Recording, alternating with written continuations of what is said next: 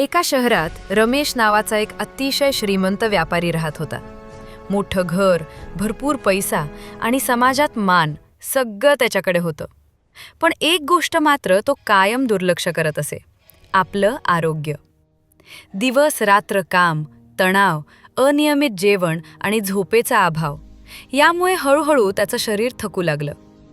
डॉक्टरांनी विश्रांतीचा सल्ला दिला, पण आता वेळ नाही असं म्हणत तो कामातच गुंतलेला राहिला. एक दिवस अचानक तो आजारी पडला. रात्री वेदनांनी तडफडत असताना त्याला एक शांत आवाज ऐकू आला. तो आवाज म्हणाला, "मी तुझी आत्मा आहे. तू मला वर्षानुवर्ष दुर्लक्ष केलंस. पैशासाठी शरीर जिजवलंस. पण शरीरच नसेल तर पैसा कोणासाठी?" रमेश घाबरून म्हणाला, "माझ्याकडे इतकी संपत्ती आहे, मी मोठं घर बांधलं आहे." आत्मा हसून म्हणाली, "तुझं खरं घर म्हणजे तुझं शरीर. तेच आज मोडकरीस आलं आहे." हे ऐकताच रमेशच्या डोळ्यात अश्रू आले. पण उशीर झाला होता.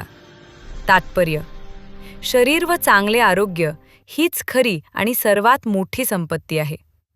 पैसा परत मिळू शकतो, पण आरोग्य गमावलं तर सगळंच हरवतं.